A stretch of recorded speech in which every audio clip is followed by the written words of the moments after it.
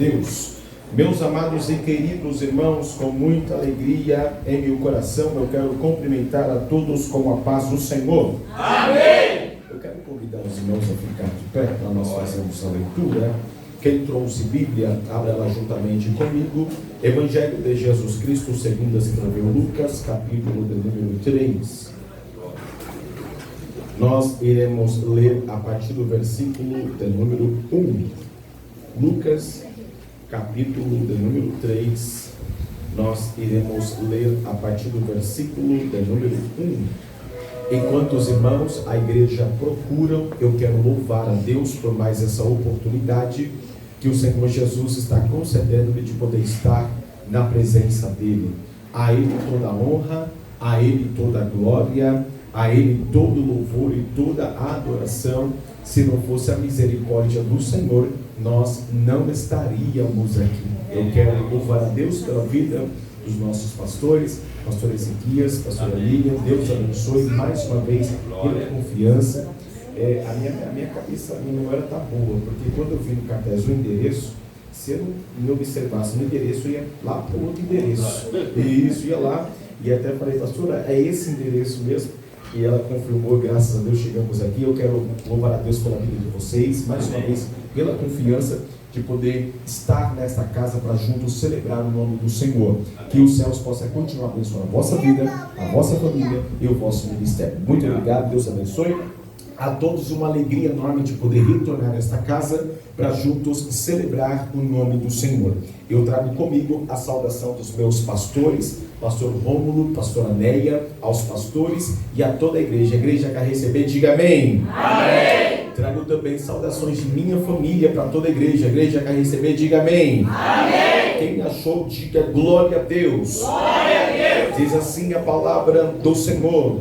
E no ano 15 do império de Tibério César, sendo Pôncio Pilatos governador da Judéia, e Herodes tetrarca da Galileia, e seu irmão Filipe tetrarca da Itureia e da província de Traconites, Elisânias tetrarca de Abilene, sendo Anás e Caifás sumos sacerdote, veio no deserto a palavra de Deus a João, filho de Zacarias, e percorreu toda a terra ao redor do Jordão, pregando o batismo de arrependimento para o perdão dos pecados, segundo o que está escrito no livro das palavras do profeta Isaías, que diz: voz do que clama no deserto, preparai o caminho do Senhor, endireitai as suas veredas. E você diz amém. Amém. Quem puder se assente, glorificando e exaltando o nome santo do Senhor para todo sempre. Glória a Deus. Meus amados e queridos irmãos, antes de fazer a menção aqui, eu quero dizer aos irmãos que eu tenho uma surpresa. Eu trouxe trufas. Não, só que as trufas não é a surpresa é que elas não engordam. Versão 2026, tá bom? Glória a Deus, passe lá e nos abençoe para a glória do Senhor. Eu quero aproveitar a oportunidade, embora que hoje é dia 29, mas nunca é tarde em desejar aos irmãos um ótimo 2026, né? Aquilo que você semeou em 2025, você possa estar colhendo agora dentro desse ano de 2026, né? E é sabido de todos que aquele que sabe o que semeou, ele não vai temer a colheita. Então, pegue muitos cestos vazios, porque será um ano de muita colheita para a glória do Senhor Jesus. Glória a Deus. Quantos querem ouvir a palavra, digam glória a Deus. Glória a Deus. Olhe para cá, eu não quero ser cansativo aos irmãos, mas eu preciso entregar o que o Senhor Jesus colocou em meu coração. Qualquer pessoa leiga na história irá imaginar que os 4 evangelistas, Mateus, Marcos, Lucas e João, foram discípulos de Cristo. Dar a entender que eles foram testemunha ocular de tudo aquilo que eles escreveram. Mas dentro desses 4 evangelistas, apenas 2 foram discípulos de Cristo: Mateus e João. Marcos, ele foi influenciado pelo apóstolo Pedro, e Lucas foi influenciado pelo apóstolo Paulo. A Lucas também é dado a responsabilidade de ter escrito o livro dos Atos dos Apóstolos. Alguns estudiosos chegam a afirmar que o livro dos Atos dos Apóstolos deveria ter um outro nome. Sim, o livro dos Atos do Espírito Santo. Porque se você perceber, após Atos 2, você vai ver com muita clareza a manifestação do Espírito Santo na igreja primitiva. Então Lucas, sabendo da responsabilidade que tinha, ele vai buscar algumas informações para nos apresentar, para dar mais veracidade naquilo que ele vai escrever. E por quê? Primeiro, Lucas, ele é detalhista. Dentro dos 4 evangelistas, ele é o mais detalhista. Por exemplo, Marcos capítulo 3 vai falar acerca de um moço que tinha uma mão mirrada. Marcos não revela qual é a mão. Lucas é tão detalhista que fala que é a mão direita. Então Lucas, sabendo da sua responsabilidade, o que ele vai fazer? Ele vai coletar algumas informações paralelas. E que história paralela é essa? Todos nós que um dia fomos alunos do ensino fundamental ou do ensino médio, existe uma matéria chamada História. Esta matéria, ela é responsável de trazer ao nosso conhecimento fatos e relatos que aconteceu há muitos anos atrás. Por exemplo, quem nunca ouviu falar do descobrimento do Brasil? Essa informação só chegou até nós graças a uma matéria chamada História. Então Lucas, sabendo dessa importância e trazer essa informação, porque ele não foi testemunha ocular, ele não presenciou, apenas ouviu falar, e para nós é muito mais confortável dar mais credibilidade à pessoa que viu do que a pessoa que apenas ouviu falar. A pessoa que ouviu falar, para nós, vai soar um pouco de fofoca. E a pessoa que viu, ela vai contar com muita riqueza de detalhes o que presenciou. Pode passar-se o tempo que for, ela nunca vai ser esquecida. O anjo vai dizer: você vai ser pai, Isabel vai ficar grávida, vou dar o sexo da criança, será um menino, vou dar o nome dele será João. Só que Zacarias, ele não acreditou, e por não acreditar, ele ficou mudo. Aí os mais santos, os religiosos de plantão, vão dizer assim: Zacarias era incrédulo. Zacarias viu o anjo, ouviu o anjo e não acreditou na mensagem do anjo. Se fosse eu por lá, assaltava, me escuta, a moeda tem os 2 lados. E nós temos que entender o porquê Zacarias não acreditou. Sabe quando as pessoas falam mal de Sara, a esposa de Abraão? Por quê? Porque Sara pediu para Abraão deitar-se com Agar. Ela não vigiou. Mas você já tentou entender o lado dela? O porquê ela fez isso? Imagine você, Abraão chegar na tenda e dizer: meu amor, o quê? Deus falou comigo. Fala o quê? Que eu vou ser pai de uma grande nação. Tudo bem. Passa-se o tempo, ele chega de novo: meu amor, Deus falou comigo. Falou o quê? Que eu vou ser um pai de uma grande nação. Na cabeça de Sara, o que ela vai imaginar? A culpa é minha. Se isso não aconteceu, eu sou o empecilho para isso. Eu estou sendo impedimento para isso. Abalo emocional.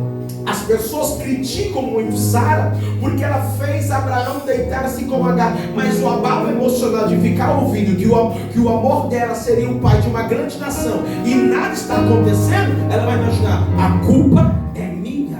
Então por que Zacarias não acreditou? Ele ficou mudo por não acreditar. E por que não acreditou? Porque ele olhou a sua realidade. Ele era avançado de idade, a sua esposa avançada de idade, e a sua esposa ainda era estéril. Mas a pergunta é: quem disse a você que a sua realidade vai interferir no projeto de Deus? A sua realidade não interfere no projeto de Deus. Se Deus falou, está falado, pastor. Mas olha a minha realidade. Não, tudo bem. A sua realidade vai servir de testemunho. A sua realidade não servirá de impedimento. A sua realidade servirá de testemunho para contar. A sua realidade não vai interferir no projeto de Deus. Pastor, mas a minha situação...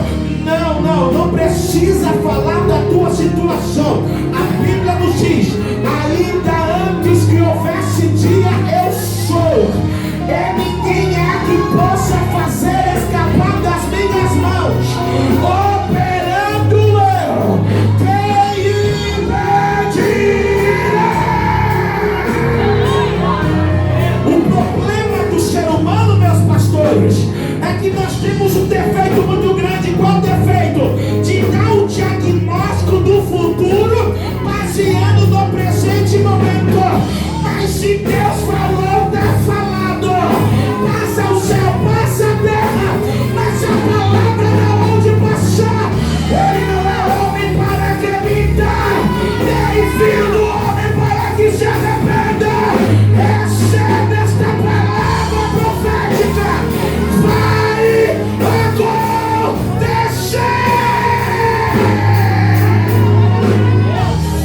Pega na mão desse crente que está no seu lado. Vamos interagir? Você tem comunhão com ele? Tem comunhão com ela? Olha bem no olhão dele, olha bem no olhão dela. Fala para ele assim, ó: a sua realidade não irá interferir no projeto de Deus. Se ele prometeu todos os dias, conta os dias, vai acontecer. Eu vou deixar você adorar por um minuto, vem comigo.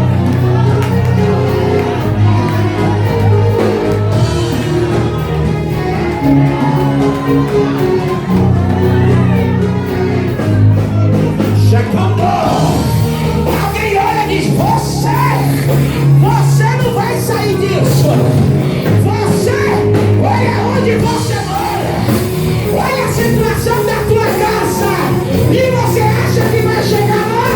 Vai, porque quem prometeu é fiel, e fiel também será para cumprir. Um minuto para você adorar, vem comigo, aleluia.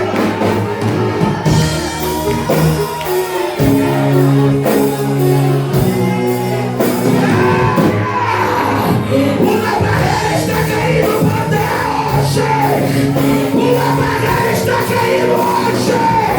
A vitória é sua.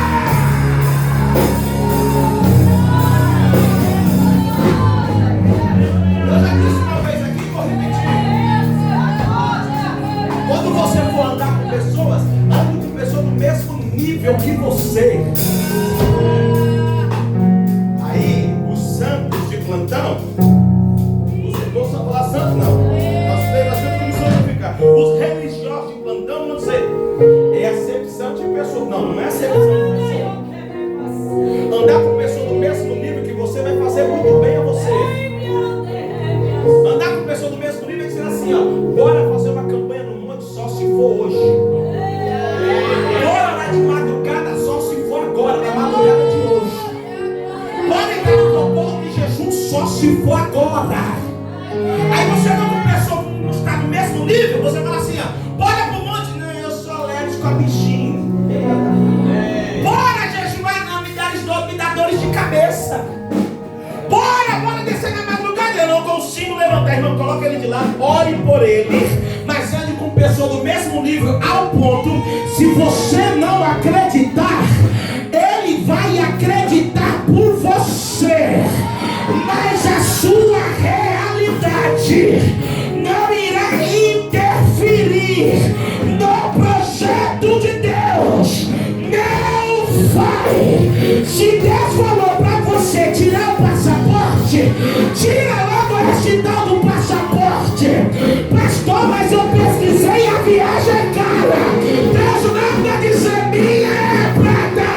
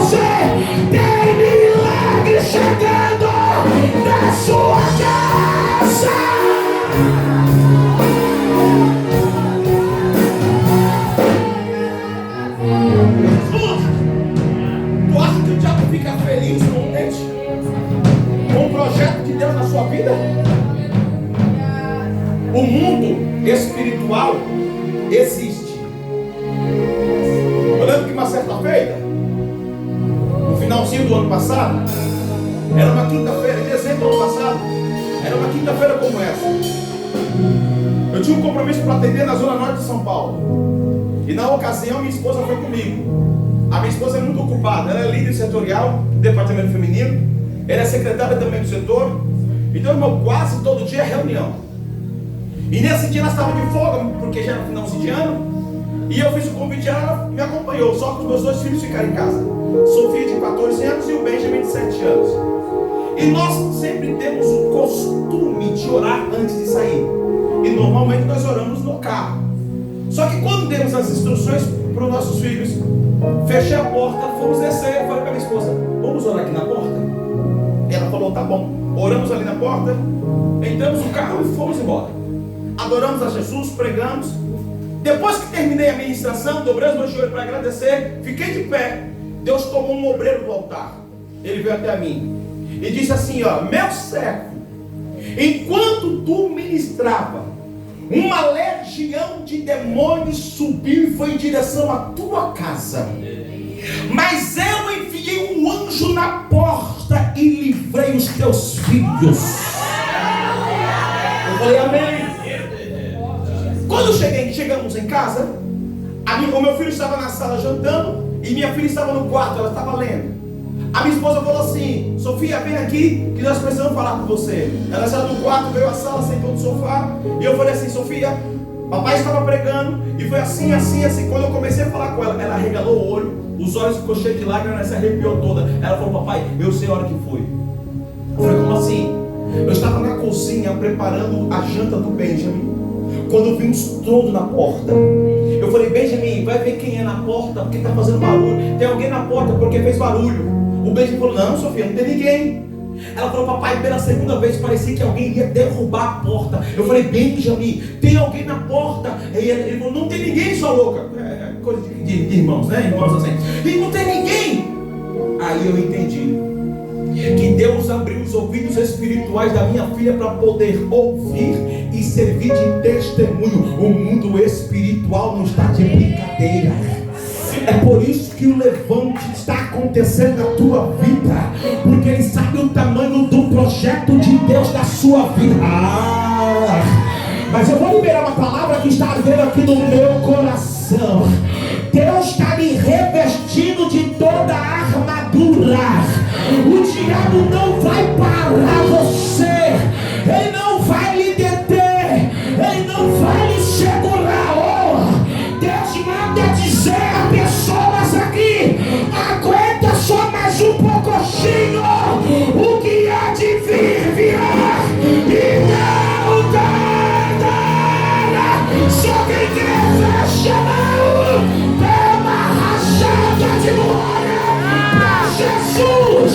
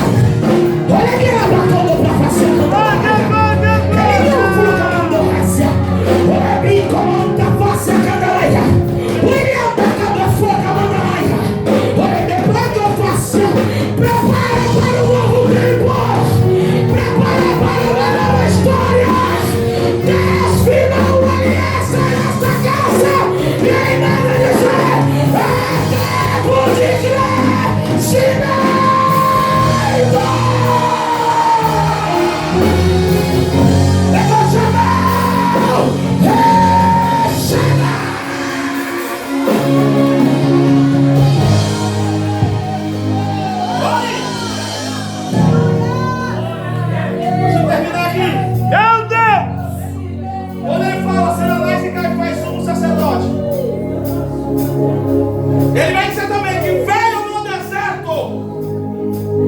A palavra de Deus é João. Veio da onde? A pergunta é: por que no deserto? Escute, deserto não é lugar de morrer, não. Pode dar medo, mas não se desespere. Meu Deus, Deus está lá e está contigo. Deserto é lugar de aprendizado. Quando Paulo se converte ao cristianismo, ele vai dizer aos Gálatas que ele foi para o deserto da Arábia. Ele ora 3 dias. Ele jejua 3 dias, ele fica cego. Ananias foi até ele, ora por ele. As escamas que impediam Paulo de ver caem. E ele é cheio do Espírito Santo. Só que ele não vai para Jerusalém falar que agora é crente. Ele vai para o deserto. A pergunta é: ele foi por livre, espontânea vontade. E por que ele foi para o deserto? Ele foi aprender acerca da graça. Porque ele foi chamado para pregar para os incircuncidados. E a graça que alcançou eles. Pedro foi chamado para pregar para os circuncidados, os judeus. Mas quem vai ensinar Paulo no deserto, se ele não revela aos Gálatas? Na leitura da ceia, ele revela.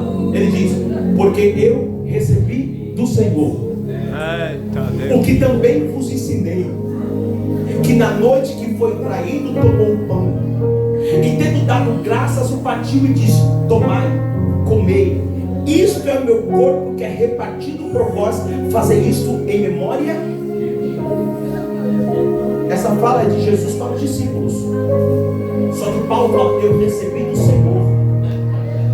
Você não vê nenhum momento ministerial na carreira ministerial de Paulo, Pedro ou João, Tiago, trazendo essa informação a Paulo. Não, ele recebeu de quem? Aonde? Deserto. Lembra da corrupção? Se tem corrupção, Deus não está, ele sai. Para onde ele vai? Deserto. E da onde João veio? Deserto. Aí quando ele vem com 2 mensagens, e eu vou tomar meu assento. Ele vem com 2 mensagens para 2 grupos diferentes.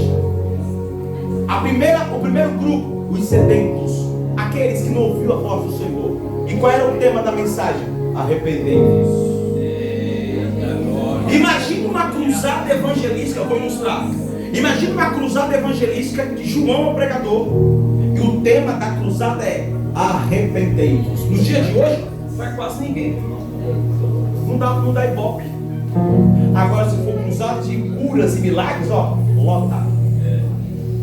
Mas o tema da cruzada, arrependei-vos. E não é que o povo veio.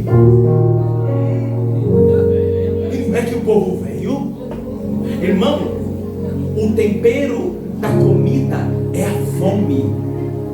Então eles estavam sedentos, eles não queriam ouvir uma palavra, eles queriam ouvir uma palavra. Ele não estava selecionando que tipo de palavra, porque hoje nós somos muito seletos, nós queremos selecionar tipo de palavra.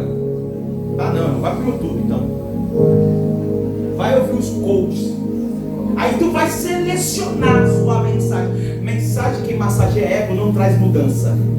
O que traz mudança é a mensagem que confronta. A mensagem que confronta, ela traz mudança. Aí é o tema da mensagem. O texto não fala, mas eu imagino. Primeiro culto, primeiro dia da cruzada evangelística, tinha 10. Arrependei-vos. Aí olha, quem é? Quem é esse aí? Esse aí é o filho de Zacarias com Isabel. Então ele é o legítimo sumo sacerdote. Aí a notícia espalha. Olha, está tendo uma cruzada evangelística. Aonde? No deserto. Mas é muito longe, mas vale a pena. E qual é o tema da mensagem? Arrependei-vos.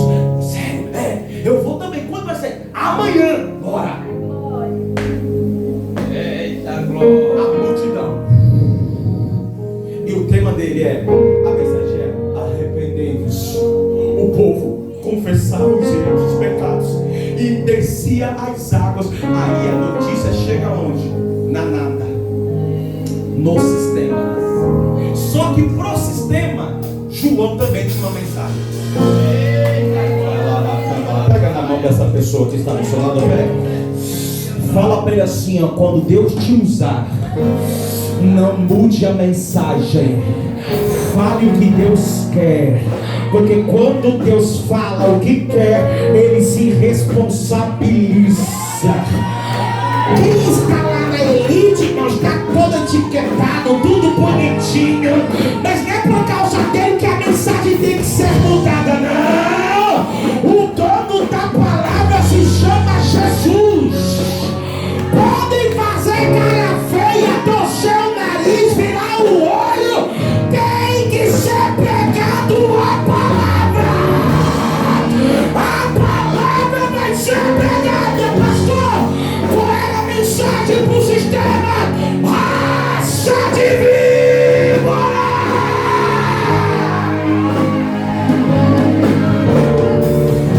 Quando Deus mandar tu abrir a boca, não tenha, pastor, eles vão me bloquear nas redes sociais. Vão te bloquear mesmo, mas não vão bloquear a tua entrada no céu. Eu estou sentindo muito grande Jesus aqui, tu sabia? Eu não estou emocionado e não quero forçar ninguém a nada, porque não é do meu caráter fazer isso. Eu subo no altar com muito temor e muito tremor, pastor Ezequiel. Eu estou sentindo Jesus dentro desta casa aqui, ó. O altar está pegando fogo. Ele vai dizer: pregue a palavra, pregue a palavra, pregue a palavra.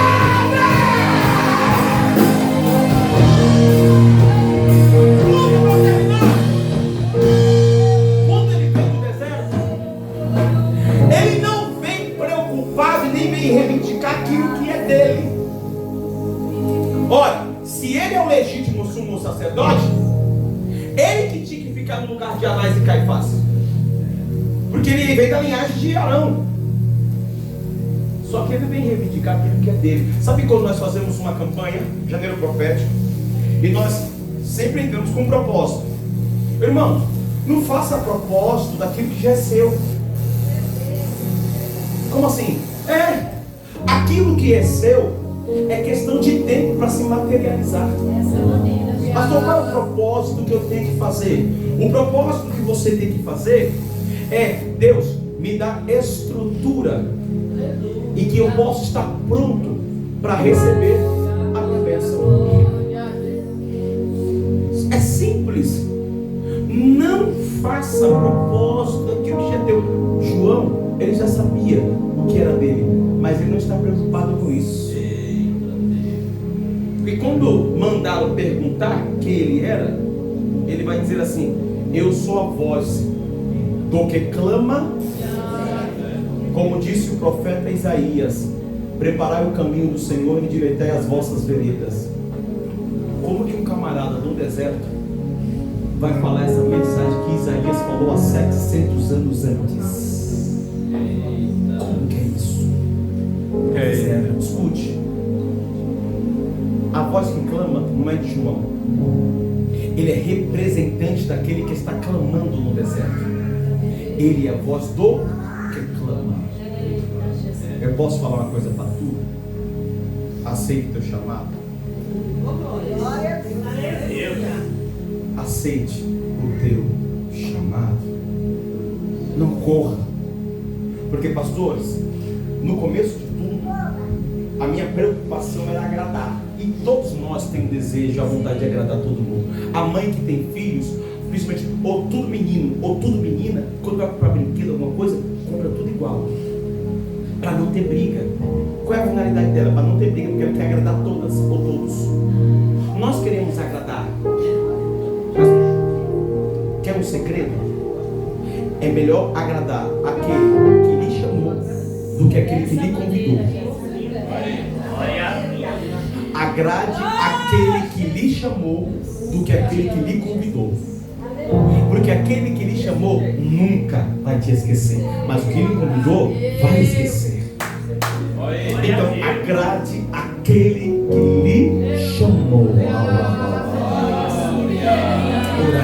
Deus está tratando com profetas aqui, mulheres e homens de Deus aqui, ó. E não está se limitando à idade aqui. Deus está falando com pessoas aqui que está fugindo do seu chamado profético.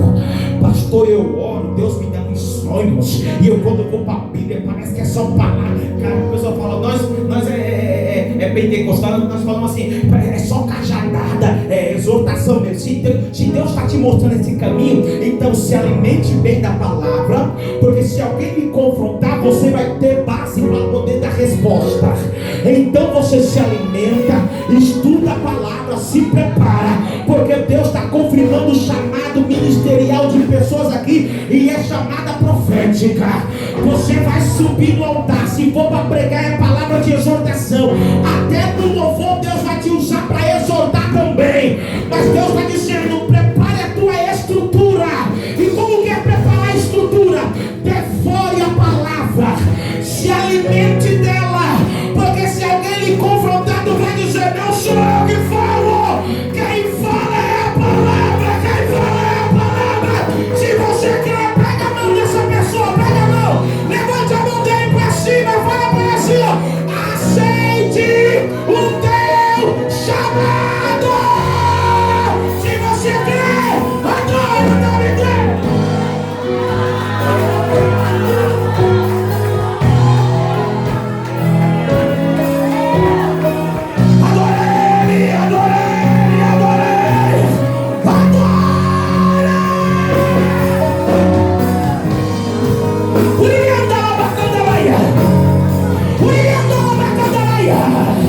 Deus vai te usar. Deus vai te usar.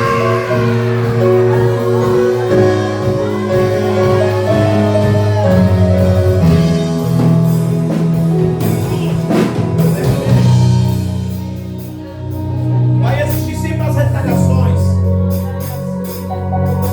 sempre vai ter as lutas, as adversidades. Olha pra cá, eu vou encerrar agora. De uns meses pra cá, irmãos, Deus estava me dando uns sonhos, e Deus falou muito comigo em sonhos, que alguma coisa de ruim iria acontecer. E nos sonhos eu sonhava que chegavam pessoas para poder me assaltar, para me roubar. E eu levantava pela madrugada ou de manhã e falava, Senhor, repreenda, corta o laço. E a minha preocupação sempre foi a minha família. Eu falava comigo, se acontecer alguma coisa comigo, eu fujo, acelero o carro, mas com minha família no carro não. Aí quando foi domingo agora, irmão, que passou, eu fui atender um compromisso na Zona Norte, lá próximo da Zona Leste, de manhã. E aí voltei para casa e nós iríamos almoçar na casa dos meus pais. Cheguei em casa, tomei um banho, dei um tapa no meu cabelo, foi aquela coisa.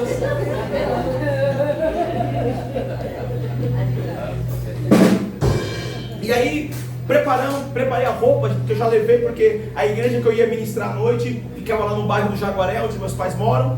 A minha esposa iria para a nossa sede, porque ela iria percorrer algumas igrejas do nosso setor, porque foi dia de posse. Então foi aquela correria. Irmãos, colocamos as pessoas no carro, fizemos uma oração. A minha filha já estava na casa dos meus pais, porque de manhã eu deixei ela na escola bíblica dominical, e a igreja fica na mesma rua da casa dos meus pais. Colocamos as pessoas no carro, oramos e saímos. Irmãos, nós não andamos 1 quilômetro. Quando eu estava próximo de uma avenida, eu vi quando uma moto passou por mim, 2 pessoas passaram na moto, e um olhou, e minha esposa estava no celular, e eu olhei no retrovisor, eu falei, nega, esconde o celular, porque o rapaz passou e entrou, olhou para cá, e quando eu olhei no retrovisor, irmãos, ele fez um retorno. Eu falei, esconde o celular. Quando deu fé, irmãos, fui passar na valeta, para reduzir o carro, eles encostaram do meu lado. Irmãos, um deles apontou bem no meu rosto. A minha preocupação era o meu filho que estava no carro. Ele falou assim, ó, pegue aliança. Ele levou a minha aliança, levou a aliança da minha esposa e levou o meu celular. Ele foi aquela coisa, aquela preocupação, aquela guerra. E a minha preocupação era a minha esposa e o meu filho. A minha esposa falou assim, calma, eu tô com a criança no carro, e passa, cadê o celular? Minha esposa falou, não trouxe. E irmãos, agora em março eu vou fazer 17 anos de casado. Quando eu casei, eu tinha 77 quilos. E hoje estou com 93. Como que fica o dedo? Engrossa um pouquinho para sair a aliança. Ele vai, sai, tira essa. Calma. calma, eu vou tirar, calma que vai sair. E foi aquela dificuldade, a aliança saiu, ele falou, passa o celular. Um celularzinho antigo, irmão, da Samsung. Ele levou. E aí aquela coisa, quando eles foram embora, minha esposa falou, vamos. Acelerei. A minha esposa falou assim, Senhor, chorando, muito obrigado pelo livramento. Ela agradeceu, ela olhou para mim e falou, Senhor, obrigado por você não ter reagido. Eu reagi? Não reajo nunca. E nós naquele momento agradecemos a Deus. São as retaliações que acontecem. E aí hoje, o que me prejudica mais, ou melhor, que fico assim um pouco mais revoltado, triste, é a minha aliança. Eu vou fazer 17 anos de casado. Era a primeira aliança desde 2009, 14 de março de 2009. E quase 17 anos depois veio um filho do cano e levou a aliança. Mas eu falei, Senhor, a Bíblia diz que tudo é graça, porque essa é a vontade do Senhor. Aí quando foi, escute, isso foi no domingo. Quando foi ontem, a minha esposa estava na igreja, e aí eu estava indo ver atender um compromisso. De repente, estou chegando próximo da igreja e meu telefone toca. Era ela. Ela falou, você está podendo falar? E quando ela falou aquilo, meu coração foi aqui na goela, na garganta. Eu falei assim, posso? Já chegou na igreja? Eu falei, ainda não. Aí eu postei no carro, liguei o pisca-alerta. Ué, o que aconteceu? Ela falou, você não sabe o que aconteceu? Eu falei, fala logo! O que aconteceu? Porque, irmão, quando você está no vento, irmão, ela falou assim, viu um irmão aqui perguntando, a senhora é a esposa do pastor Wellington Menezes? Eu falei, sou. É que Deus tocou no meu coração para abençoar vocês. Ele está aí? Ela falou assim, não, ele foi pregar. A senhora pode me dar uns pix? Claro! Aí fiz uma transferência, irmãos, abençoadora, que quando a Érica me ligou, irmãos, quando eu desliguei o telefone, eu comecei a chorar. Falei, Senhor, tu cuida. Sabe qual é o segredo, irmãos? Não murmura, não reclame. Você ficar triste, chateado é normal. Eu fiquei chateado no outro dia, na segunda-feira, eu fiquei muito chateado, mas isso não me fez murmurar ou reclamar. Falei, Senhor, muito obrigado, porque meu filho e minha esposa e eu estamos bem. Lembra que quando acabou o episódio, o Benjamin pensou que era uma blitz, e como ele não colocou o cinto, ele se abaixou, e o terno estava pendurado assim na parte de trás, e impediu ele de me ver. Imagine que poderia causar um trauma numa criança de 7 anos. E quando tudo passou, saiu, ele falou, papai, foi um assalto? Eu falei, foi, mas está tudo bem. Aí eu pensei que era a polícia. Não, está tudo bem. Escute, as retaliações, as lutas vão ter, mas quer um conselho? Não deixe de pregar, não deixe de falar, pregue a verdade, fale a verdade. É melhor agradar aquele que lhe chamou do que aquele que lhe convidou. Nunca esqueça isso. Agrade aquele que lhe chamou e não precisa agradar aquele que lhe convidou. Se você quer, levante as duas mãos.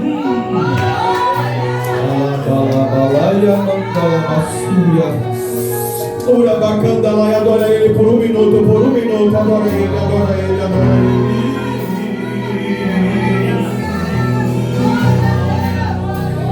Adora ele, Deus está tratando com pessoas aqui. Vou repetir, Deus está confirmando o chamado profético de pessoas aqui.